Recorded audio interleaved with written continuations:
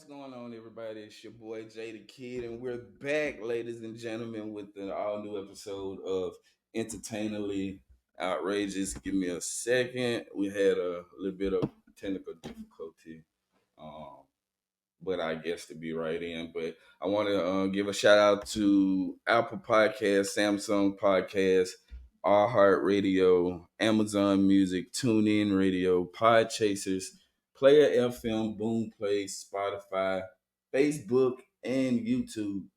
Um, Give me a second. Let me want to make sure that they able to get in. How's everybody doing, man? Again, we're back. Back with another all new episode. We'll call this season two. So give it up for season two. Yeah, yeah, we got special effects, and I gotta learn how to work that in. Um, but again, we're back. This will be give me a second. There we go. There we go. Couldn't hear me at first. But let's get right into it. We had a little technical difficulties. Well, ladies and gentlemen, I'm excited about today's show. I have a very special guest.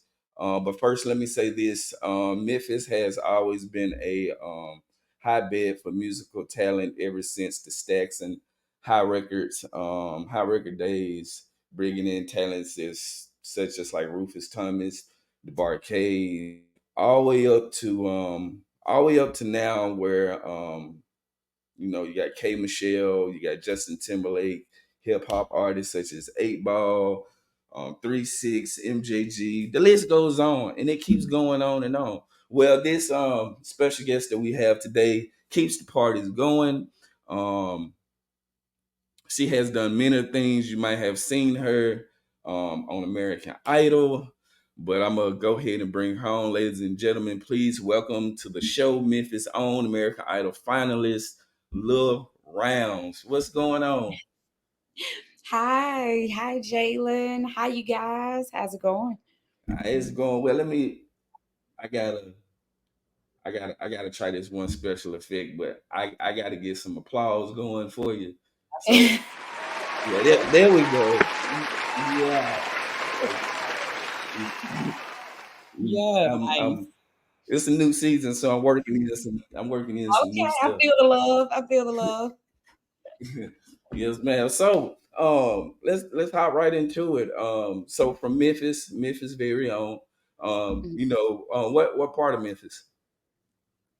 Well, currently or No, raised? where basically where you from? Like Okay. going So back. from Yeah. okay, so originally, Orange Mound. If you know you're from Memphis, everybody's pretty familiar with Orange Mound. Oh yeah. So oh yeah, so my parents we lived there. Ooh, up until probably about my junior, not junior, but middle school. Okay. Around middle school or so, we moved and I went out east. And from there, I pretty much stayed kind of around East Memphis area for quite some time. Even when I did the show, I was still more East Memphis. But now I've currently moved out of Memphis and I'm in Olive Branch, Mississippi. Okay. So it's Okay. been a little bit of Us journey. Memphis, yeah, us Memphis people are very we hold neighborhoods very close and dear to us. So Mhm. when you Yeah. say people say I'm from South Memphis, no, I'm from the Haven. I'm from Orange Mound. Right. Oh, yeah. That's you how gotta we represent. Uh-huh. you gotta be particular. Exactly. Yeah, that's how we recognize you. That's how we know, okay, all right, this who I'm fooling with. You North Memphis, you South Memphis. What is it? Right. So we'll know what we're going for sure. But Ex- Memphis is just it's one of those places, but everybody respects, one another and a part of the city, wherever you're from, we all, we're gonna respect you. That's for sure. okay. So how did you get into it? The singing, is this something you've been doing all your life, or is it like you were brought up into it. Like me myself, I come from like a musical family. I Right. used to sing, but I gave it up. Kind of gave it up. Like, Mm. but I Mm. know coming up in Memphis, music is we hold that very near dear to us also. So Right. how did she get into music? Same story as you, probably. So musical family. Of course, mom, she sings, and my dad, he he tries. We give him credit for that. We give him credit for that. But the musical side of it was more of on mom's side of the family. So my grandfather, he was one of the lead guitarists for BB King back in the day, and he also sang a little bit. And then I had uncles, aunties, cousins. We had a really, really big family. Yeah. My grandmother, Lily, which is my mother's mom, her name was spelled Lillie. So that's actually where Lil came from. Okay. So, yeah, and she had 13 children. Oh wow. And yes, and every last one of her children can sing or play an instrument. It's one or the other in this family. You either sing or you play an Yeah. instrument. One of the Yeah. no in between. That's what we do. So yeah, Yeah. definitely a big musical family. Hmm. Okay, so going into to American Idol, you auditioned for the show. So how was Hmm. that process of signing up and then going through the audition process? Yes. Okay. So when I did Idol, it was a few years back. The process itself, I believe, has changed a bit. COVID really came through and just took Yeah, everything, and changed it all up a bit. And so my process was a little bit different than what some of the participants now are able to do to get onto the show. So when I went, I had to leave Memphis because at the time that I wanted to actually audition, they weren't coming to the city of Memphis that yeah. particular year. So I had to drive to Kansas City Mm, for my audition. And I went to their arena there. mm-hmm. And what you see on TV, or what you saw, I don't know if they still show it like that, where you show up and there's like this big stadium full of people that are Mm, auditioning for the show. That's real. It's really real. Like I had to go through that process. I believe at that time you're talking like over 10,000 people that showed up that same day for wow. audition. Hmm. And I went pretty last minute. I won't even kid with you about that. Like I was really nervous about doing it, and so I kind of put it out my mind, like I shouldn't do it. But then there was just this nudging, like this nagging feeling of you got to do it, you got to do it, you got to do it, and I couldn't turn it off. So I jumped up. At that time, I was married, and we left around 10 the Mm, night before we needed to be there for the audition. So I got there close to maybe 2 or 3 in the morning, something like that. yeah. And the journey began.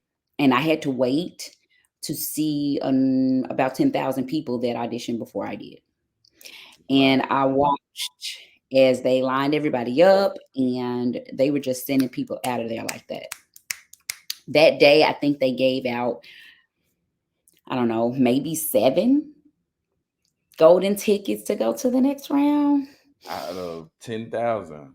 out of 10,000. They gave out maybe 7. And I was at the end of that line. So by the time they got to me, I just knew that at that point they were just telling everybody just go home because they were tired. Yeah. But the gentleman that I had that was judging me at the time, I sung for him, and they were only letting you get out like a few seconds of your song. They weren't waiting around for you to get to the good parts, right? It was Right. like you got to come in and show what you got real quick, hit Right. it, get out. So I went in, I did my thing, and he eventually said, here's your gold ticket. And the reason I say eventually is because I had to sing about 3 songs. Yeah. Yeah, Yeah. yeah, and then like, oh yeah, yeah, yeah, yeah. She's good. She's it, So Yeah. so they gave me a little ticket and then went on from there. So I think you said something that many people don't really understand. You said you was at the end of the line for with 10,000 people in front of you. You could have just said, you know what, I'm gonna go home. Maybe I try this when they come to Memphis. And Yeah. in many people, well, most people, and I find myself sometimes doing this also.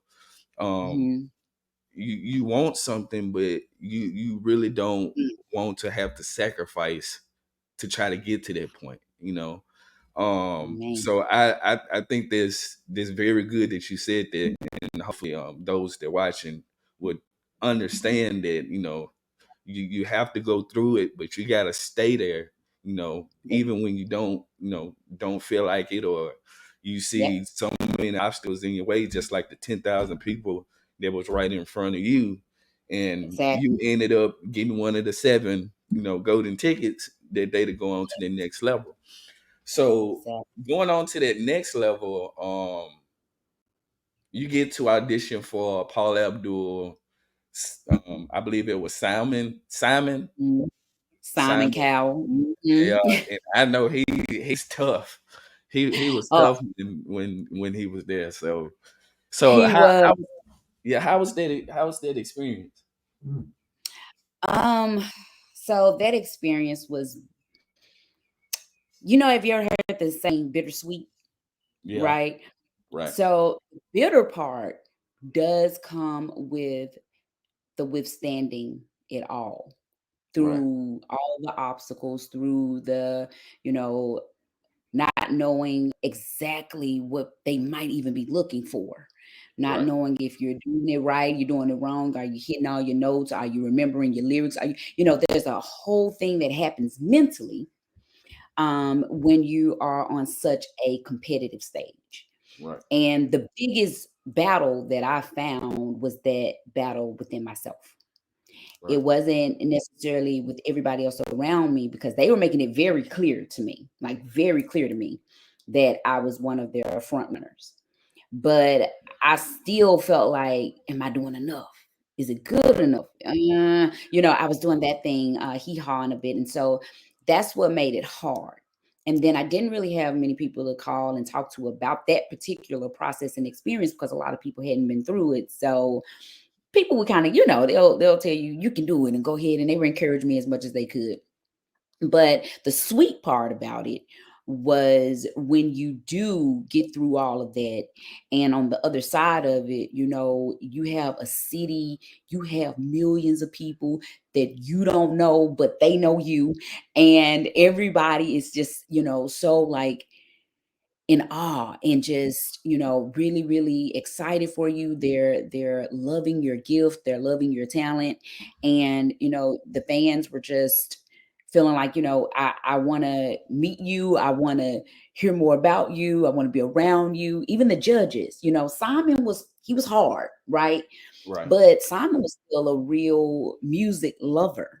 And he was one of those guys that really believed in people that were gifted and had a talent. And so he always told me, like, I'm still your fan. I'm your fan, but I want to see more. Give me more. He was really trying to push me right, out of my own comfort zone and right, trying to get me to go to that level, that next level that he believed, I was capable of.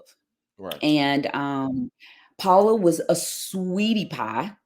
She was everything for me. Mhm. She kept me mentally from just feeling like I just was not getting it together. I just, couldn't figure it out. She was the one that was that constant in my ear that's like, this is going to be a tough process, yes. And as a woman, she made it very clear to me, that she supported me and she stood behind me and beside me, and she was rooting for me.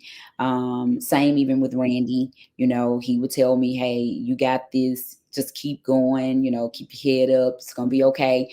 So everybody did what they could to really Yeah, encourage me and keep me going. And then the contestants that I actually was competing against, right? Yeah. So I think we made it up in our minds like, this not going to be a competition between us, right? Right. We're going to be a team for this. And a lot of people prior to my year, folks were saying like they were so competitive, they made their stay, excuse me, they're a lot harder, Hmm. because they were just fighting. Everybody was just fighting. But my year, everybody came together in so much like unity and just love and support. One of my best friends, out of that process was Adam Lambert. Yeah. And, Adam now is the lead singer for Queen, Yeah. one of the biggest bands in the world, right? Right. So you know Mm. and then we were able to meet other American Idol contestants from years past. So Hmm. one of my other good friends, and he was the first winner of American Idol, was Ruben Studdard. Yeah. So the process allowed you to build a network Right. and get connection and get connected with people that are out here doing absolutely amazing things. So it was something. It was a ride, but it Yeah. was worth taking. Yeah. Yeah. I can hear Randy now. Dog. Dog. Snotty dog. Yeah. Yeah, you did that, dog, man. I'm so proud of you. Yeah, like keep that up. He was a trip. Yes, definitely. And the funny thing though, Ryan Seacrest, even, Yeah. Ryan, you got a chance to kind of talk to him. He's a really cool guy. Very, very cool guy. But as soon as he heard my name, it's just like little Lil. Lil. He was trying to get it together. I'm like, Lil. I'm like, it's okay, right? It's Lil Rounds. Uh, Right. but yeah, he was definitely somebody that I enjoyed working with, and just even having him host the show, it Yeah. helped even with Yeah. nerves because he was always going to find a way, to just kind of get you to calm down, take a deep breath, and just enjoy the ride. So Yeah. it was great. Yeah. So how is it being on that stage? Because I I I could imagine it being like very nerve wracking. Mhm. Because I know it was cameras in the audition that you had with Simon and Paula, but I know Mhm. it's like might be a different feeling actually being on Mhm. that stage at American Idol, you being a finalist. So Right. so many feelings and thoughts are going through your head and your body. So tell me Mhm. about that. How is that? How did how do those differ? And what did you do to Mhm. kind of get yourself to be like, okay, this is my moment. I'm gonna take it Right. all in, and I'm gonna Right. make the best of it. Yes. So very nerve-wracking, of course, just being in a room, even though there were four judges there, if still the four people that were in that room Right, itself can be intimidating. right, You're talking about Randy being, an amazing bassist who played, for several really huge stars for years. Simon Cowell being a huge music producer. Paula Abdul, she was an amazing singer and dancer and just all of that, so right, just the people in that room alone, that's enough to make anybody have pause. right. But I just remembered my why, you know. Going in that room in that moment, I knew that I had to first get these four people to say yes before I could go on to the show where then would need to get, America to say yes, right? Right. And so I knew this was one audition that I had to nail. Hmm. And that within itself became my focal point. Right. I couldn't think about, what if this doesn't go the way I thought, as far as like, will I sing all the notes correctly? God please forbid my voice cracks or, any of that stuff that you think of when you're when you're singing, right? Right. I just told myself no matter what happens in that room, nobody will be able to say that I didn't leave it all right there on the floor, Right. you know. And I went in that room and I just closed my eyes, or no, I didn't close my eyes. I actually kept my eyes open. I was proud of myself, but I sang, with like everything I had, because in that moment I just said there's no other, chance at getting back to this particular place. Right. So you shoot your shot and you do it, and you do it as best you can. So I would say in that once I walked in that room, in that moment, I dropped the nerves and I just went for it. I just sung, with everything that I had within me, and it paid off. But then when the time came for me to sing for the first show of American Idol, when we were about to be voted on to go into the top, well, it used to be the top 12, but my year they switched it up and made it the top 13. Mm. um, that was a bit more nerve-wracking because I had a full band behind me, background singers, and my audience, multiplied in Yeah. size. Right. And the way they produce Idol, there are cameras on every side of you, because they are making sure that they're getting you from every corner, every angle. They tell you play into the camera, and then they don't just say play into the camera. They say play into the camera and say hi to your millions of fans, and you're like, you know. So aside from the studio, where all the live audience is, you're being told, Yeah. hey, you got millions of people watching you on the other side, of this lens. And I'm just like, Yeah. oh sweet Jesus, here we go. So Right. that was something within itself, just telling myself that I could, just as I did when I was in the room with the four of them, just picture again, it's just them. Just picture, or it's just you. Right. And you're back to church, because that's the original stomping ground for me, right? Is church. And I remember how people would just get so excited and so happy, and just, when it came down to me singing in church and everything, and how they were supportive and they would love to hear me sing. And so I just pictured I was back at church, hey, Yeah. this is the audience. We finna go out here, we gonna sing, and everybody's gonna have a good time. And Right. that's how I got through it. I just had to, mentally tell myself, you've been here, Right. you've done this, this is what you do, this is what you were born to do. And you don't take no prisoners. You go out here, you nail it, you do your thing, and leave it all, like I said, leave it all on the stage, Right. and what will be. So yeah. Yes, he do some That's serious how you gotta digging. be. So Memphis had four I'm gonna call them artists, four Mhm. artists that was on American Idol. Kia Johnson, Alexis Grace, Mhm. Trinice Cobbins, and yourself. Right. How does it feel being on that? That's a short list, and Memphis is a big hotbed for talent. Everybody seems like they have it down packed with the singing and the music. So Right. to be on such a prestigious but short list Mm. of individuals coming from the city of Memphis, Mhm. how does that feel? Mm. It feels like, yes, Memphis has like you said, it's a hotbed, right, for talent.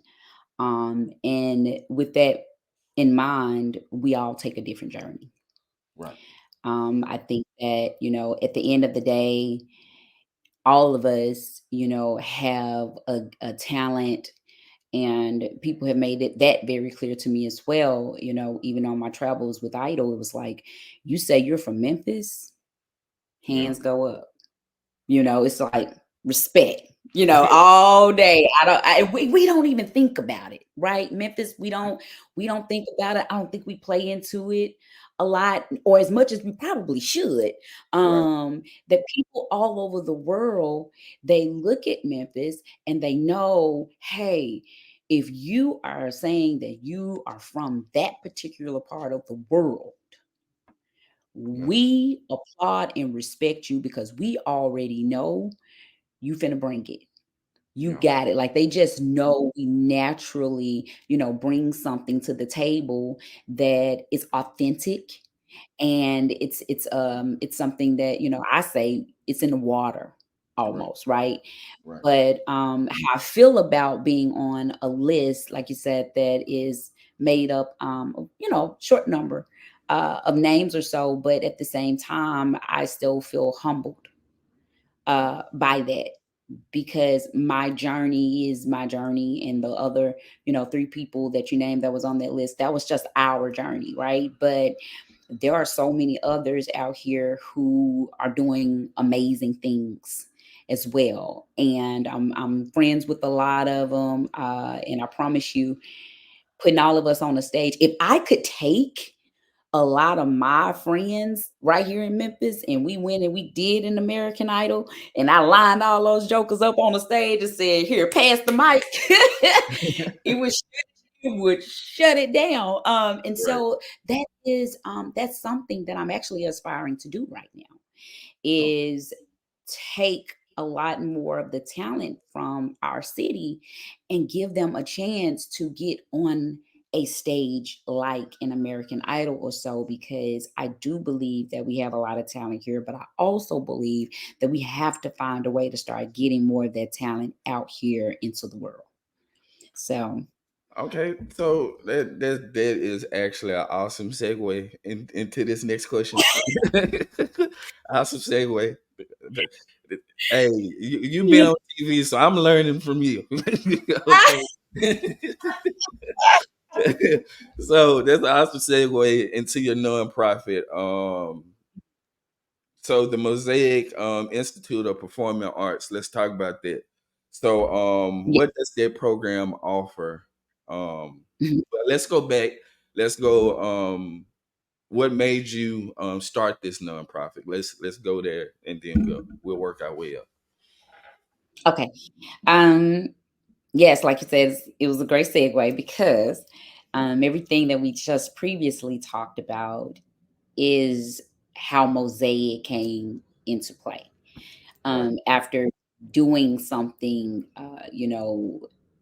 as great, but also something that was challenging, Right. and realizing that there was a lot that I felt like, had I had this, had I known that, my uh my time on that show, my experiences, everything probably would have been different, Right. you know.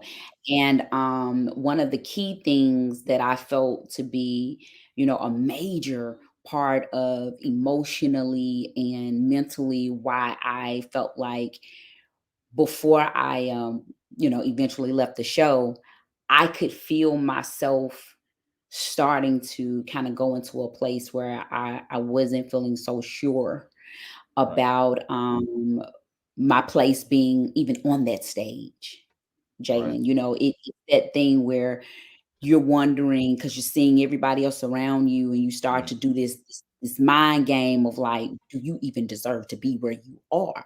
You Right. know, is it luck that you got here, but luck can keep you there? Right. So are you really as great? Are you really as strong? Are I kept doing that thing, right? Right. And then at the time too, I was a mama. I still am, but I had three babies, and they were little. My youngest at that time was 2, Mm. and my oldest was 5, and I had 3. I had my husband, at that time, and I was juggling, trying to be a contestant that could, hold her own on a highly, highly, highly competitive stage. But at the same time, how do I balance being mama and being wife and missing, home, missing family? So it was a lot of that going on. So when I thought about Mosaic, my thoughts were, okay, What if there was something in place where if someone wanted to be a me Mm. and wanted to follow in my footsteps, Right. what could I do to help them along to where their journey might not be as hard? It was great. Don't get me wrong. Wonderful experience. I mean, I would encourage anybody who would like to try it out. If you feel like you can do it and this is something you really, because you got to be passionate about it. That's going to drive you. If you feel like you really want to do it, I say go for it. Right. But I also believe that if I would have had a team around me who would have known what to do with those opportunities that I had being on that stage. You know, if I was taught certain things, even business wise, before I Right. got on that stage, things could have panned out a little bit different. So that's what Mosaic is. It's an artist development company. And we go out and we try to literally get you everything from a vocal coach, because that's really important. And I don't think we put enough emphasis on how important a coach is Right. even vocally, right? That's an instrument, it's a Right. muscle. And Exactly. just as anyone else goes out and you get a basketball coach or you get a football coach, to train you, teach you, show you how to, run the plays, or they show you, what exercises you should be doing to really build those muscles to make sure that you're at the top of your game. Right. That's the same thing that's required of you when you are a vocalist. Now, Mm. all of these things I never paid attention to because they're not something that we just really talk about here in Memphis, but not just Memphis, even in my community, right? Right. Um, as a Black lady, and an urban woman, one thing that we know is that we naturally have certain things, right? Right. And we like to believe that that natural ability will take us anywhere we want to go. And it will. It'll take you there. But there are certain other things that need to be in place to keep you Mm. there, you from damaging those muscles, to keep you, mentally sharp and able to say, okay, I can keep going. I have somebody here that is pouring into me as I pour out, because you're giving out a lot of energy, right? Giving out a Right. lot of vibes. And so it becomes a matter of needing something or someone there to help pour all that stuff back into you. And so that's what Mosaic is. It's a nonprofit right here in Memphis. We encourage all talent. We don't care, 10 and up. Right. I'm working on a leg of it where I can work with my babies that are even younger. Okay. But for now, it's 10 and up, and it's an amazing, program. I mean, you can come in, get a vocal coach, you can come in, find different places to sing, write, record, Yeah. right? All that good stuff. Whatever you need to be successful as a singer songwriter. Right. And I think that's important, because I think most people nowadays music is so fast. The attention span is short. It has Hmm. to be something catchy. Most people don't like lyrics nowadays. I do not know why. Do not know why. But the songwriting aspect is I don't think gets the gets basically gets the acknowledgement that it needs. Songwriting is Right. very important, and I think Hmm. people skip over that aspect of when it Right. comes to music, Hmm. because as we know, catchy things could last for a good year before we're on Exactly. next. But an Right. actual good song with great lyrics will last you pretty much a lifetime. I wasn't even born in the 70s, and I'm still singing music from the Exactly. 70s. So Exactly. I think this very important, and you're in a market, which is the city of Memphis, that that's enriched with, like you said, with music, and they want to do it. Hmm. But most people don't have that avenue to, to get into show business, because Exactly. from my standpoint, it's kind of tough getting into show business. So when you have that helping hand or that mentor or somebody that could at least crack the door open for you to get in, you Right. you got to take that. So I think that's very great, and I Yeah. really hope and wish nothing but the best, and you going up, and Thank. and everything. So let's get into your event that you're holding November 11th um Mhm. in Memphis, right? Exactly. Yes, in Okay. Memphis, we'll be at Visible Music College, Hmm. 200 Madison, Memphis, Tennessee. So it's like downtown, it's right across the street from From the the Red. Red Stadium, I believe. Uh huh. Uh See, huh. Exactly. I haven't been in Memphis in the last 5 years, but Oh, I know the city. yeah, you do. You know your home. You know your Of home. course. So yeah. Yeah, we're right across the street from the Redbird Stadium. Visible Music College. It's amazing. It's an actual college, where you Yeah. can go in there and you can, get courses on everything from production to vocal, getting a you want to major in vocals, if you want to major, like I said, in production or audio and videography and just Right. all of that, great stuff. You can go and sign up with Visible Music College and actually get a degree Yeah. in that. And so the Fall Fest, it's my second annual music Fall Fest.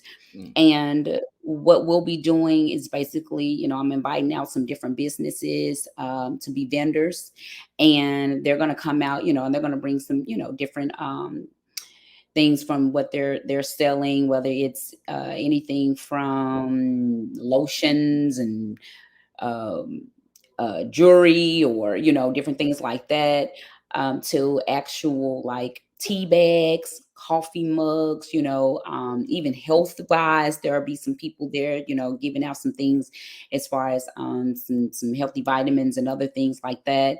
But the major part of it all is that I wanted to use that same platform to recognize some of Memphis talent and even the young people and some of the artists that I am working with.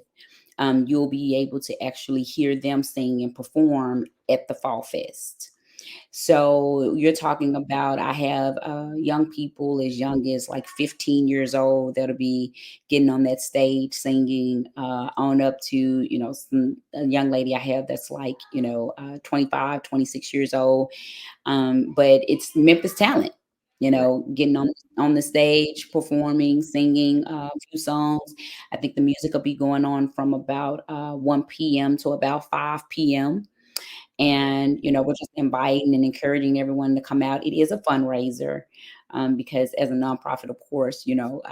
the biggest thing is that we try to raise funds because we want these artists to have a chance, like you said, to getting their foot into a door. But even with that, there are certain things that are required that my company likes to try to provide. And with that, that some of that stuff does definitely require us having funds, to be able to get them out to auditions or studio time or photos, because Yeah. you're doing EPKs, and how you going to do that when you don't even have a headshot? This Right. stuff is simple, people being able to even afford a headshot, Right. and so all of that stuff factors into, again, the services that we provide. But also, if we're in a position to tell someone, okay, you might not financially be where you want to be at the moment, but if you need us to step in and help to take care of these things for you to get you where you're trying to go, that's what we want to do. Right. So the Fall Fest is, you get to come out and just hear this amazing music. We're gonna have games, we have bouncy houses, food, Yeah. all this fun stuff. Cornhole. Anybody know what cornhole is? But corn cornhole, Recently, I think over the last 3 years, I now understand the game of cornhole, but I'm not gonna lie, I'm not playing it. So, I wanted to make sure I had something that was, family friendly too. It's just a game where you're trying to take a little beanbag and throw it, and hopefully it gets in the hole. But it was something I played with my daughter, and I was like, "Hey, this is pretty cool. Let's include that." But yeah, it's just a way to bring family, businesses, music, bring it all together. Just have a really nice community, but fun filled event. Mm. So what if somebody wants to sponsor or Mhm. something like that? Is it any opportunities for them to possibly sponsor or just try to get involved? Yes, yes, yes, yes, of course. So I can send you the information, as far as what my email is, or I can see it right here while we're on live right now. You can actually email me at Lil Rounds 84, the numbers 8 and 4, 84, at gmail.com. And just say, hey, I'm interested in being a sponsor for the Fall Fest, or I like to donate. And from there, I would be more than happy to send you, whatever information that you may need, from being able to actually donate to us, to being, a sponsor for the event on November 11th. Another way to find us is that I am on Instagram under MIPA, Mosaic Institute of Performing Arts. So MIPA of Memphis. You can find me on Instagram under that name, as well as on Facebook, Mosaic Institute of Performing Arts on Facebook as well. And if you would like to just send me a message, you can inbox or message me and just say, hey, looking for more information. Give me a way for me to contact you back, and we can go from there. Okay, definitely. Well, I got this segment called Ayo Kid. So it's Okay. basically a viewer will write me or call in. I'm still working on that call part of it, but they'll write in Okay. and ask for ask for advice. Um, Okay. so this one, you're a parent, correct? So Yes, I'm a uh, parent. this should be a good one. This should be a good one. Okay. But Okay. okay, ladies and gentlemen, Ayo Kid, here we go. So this is titled Calling Someone's Child Demon Spawn Out of Rage. All right. So for context, I don't normally lash out to parents about their child's behavior, but I'm mad to say the least. My daughter, Mm, 12 years old, is in seventh grade. She has a mm, classmate, I call him JJ, and his friend L were bullying my daughter a couple of years ago. I made sure to inform the parents as well as the school about it. I mostly contacted the parties involved since the nature of the bullying was sexual harassment, ending with one mm, of the boys putting his hands on my daughter, dragging her down the slide. Wow.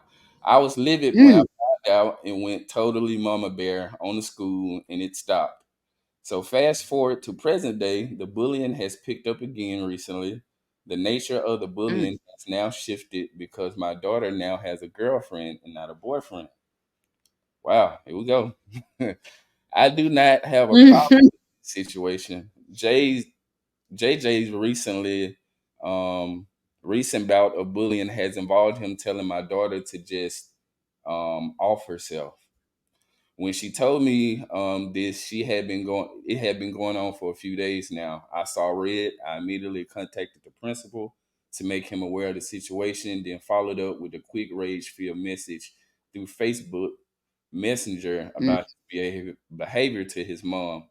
I only used the platform since it was the only means of communication I have with this woman. I also contacted the other child's father for the exact same reason. Here's where I might be wrong. In my enraged, induced typing session on Messenger, I told her that if this continues, I will call the police and I will have you and your demon spawn arrested for a hate crime. Honestly, I don't think police can do anything about it, but I was angry when I was typing, and I don't miss words when I'm mad. But now I feel bad for calling her child a demon spawn. So, Mm. Mm. ah, ah. Yeah. Yeesh. Yeah, that's You loaded. know, That's me personally, I mean, you ain't do nothing wrong. I mean, you didn't put your hands on the child. Um, mm. but yeah, if it was me, I probably would have done worse. I'm not gonna I'm not gonna lie, because nowadays it's just too much going on. I It I, is. It's can't take it. happening. I can't It's a take it. lot. So what you think about the situation? Mm. Well, ooh, the mama bear in me, I have to calm down too, right? I Right. have to keep that thing in check because yes, there is just another level, right? It's another level that you Fact. go to when it comes down to your kids. It just is, and especially when it comes to someone bullying them, putting their hands on them, doing anything inappropriately. It causes us to feel like, okay, now I will go to whatever lengths I have to in order to protect my child. Right. Because at the end of the day, that's what's most important to us. Right. Now, the fact that, she's thinking about the words that she used in reference to the other child, calling someone, a demon spawn. Uh, I know in today's society, I mean, think about it. I mean, I grew up, and this might be me telling my age here, but, I grew up at a time where calling somebody child demon spawn, baby, that was just, hey, That's that was child lightweight. say that's lightweight, right? Because back then you could say far worse, or and on top of Yeah. that, parents used to get on other parents' kids. Yeah. It used to be a time where my neighbor had permission to check me when Yeah. I was out of order. Or if I was somewhere in a community, and my aunts, or if it was the teacher or the church Mhm. school, teacher or so. If they found out that I was doing something that was hurting another child or causing them, any type of hurt or pain or whatever the case may be, they stepped in. Right. And so I've heard words like demon spawn, and I've heard worse than that. But if you're feeling bad about it, mama, if you're feeling bad about it, I think that it's because it's something that consciously, you're conscious, sometimes it can get to us. Right. And if it's making you feel like, maybe that wasn't the right way, or the words that, should have been used in reference to the child, then I'll say, if you wanted to go back and just say, hey, in the heat of the moment, they may have been a word that I chose to use, but that's not how I feel. Right. My heart isn't there, charge it to my mind and not my heart. But, we really need to get down to the bottom of why this behavior is even going on in the first place. Right. Because as parents, I think about, where does bullying even come from? Why is this child doing what they're doing? Why are they behaving the way they're behaving? And so that's the conversation that needs to be had. Right. We can get upset all day long. We can fight back. We can try and seek revenge and vengeance and all that stuff. That's okay. But Yeah. I mean, it's not a solution. It doesn't get to the bottom of what's going on. So I'd say, if there's a way for you to connect with this child's parent, and y'all can just kind of have a conversation about, okay, how did this start? And Yeah. how do we keep it from happening again, Right. without there being any more, hands being put on the other child, or any more, words being spoken that either one of us, would one day regret. Right. Right. Yeah, that's not fun. It's not. That's not a fun answer. See, I think that's why God gave women, the power of understanding, and Yeah. gave men, a different, Yeah. that Yeah, like my answer and your answer was totally totally different. Oh, totally different. My answer and my husband's answer would be totally different because it's fist first, or Li- I'm gonna let that law a different way than you, mama. That's for sure. But yeah, that's yeah, just that nurturing side. yeah. Lord, don't let the parents be from Memphis, because yeah, that Memphis Oh, will jump out you real quick, and you try to restrain it, but yeah, you it do. jump out you quick. You try, but it's one of those things in your blood, and you can't help it sometimes. It's just like, you know what? You gotta forgive me. Charge to my head and I'm hard. But hey, we some survivors. We do what we gotta do. For For real though. sure. Well, it's been wonderful kicking it, which I definitely appreciate you letting me pick your brain and know more about you. This I call it this will probably be my first episode back. I took a couple months off, Okay. so I'm glad I came back with a bang. I called Oh, it the first episode of season 2. great. Great. Congratulations. So thank you. Anywhere they could follow you, your website or social media. I know you said your social media earlier today, but just in case they did miss it, TikTok. I don't have TikTok. I try to stay away from that app, but TikTok, Instagram, Facebook, you know, all of it. Where Yeah. can they follow you? So they can follow me on all platforms actually, under Lil Rounds official. So that's TikTok, that's Instagram, that's Facebook, thinking about Twitter. I'm gonna see if my manager actually took care of that. But yeah, the other piece to it all is that I will be releasing new music soon as well. So yeah, please, if you get a chance to go and check that. Hold up. Hold up. So we were just gonna speed past it. Okay, let's go back. We'll come back to that. Let's Yeah. go back. So you released the new music. Okay, so yeah, I haven't released it just yet, but we are definitely we're gearing up for a release date here in late November, mid November. And it's I don't give you too much because I really want to probably try to schedule some time where hopefully we can come back and I can really talk to you more about the song, but like it's basically called Stiff Drink. If that gives you any idea of, where you might be headed. So, that's all right. So still drink. I again looking to release mid-November, but right now we're just doing a lot of different little promo snips and stuff like that on my social media. Oh, So you can find some content there, and you can go there to also find out more information about exactly when we'll be dropping that song and all the other amazing things that are to come with that. So, Lil Rounds official, yes, definitely keep up with me. I have management now. Her name is Flo Gibbs. She's amazing. So I can leave some information with you if that's something that you want to actually yeah. put up on your page. If you want to get in touch with me or book me or, any of that good stuff. I'm still here kicking, singing, and doing my thing. So I'm excited though. This will be my first time releasing anything. So yeah, Already. I'm excited.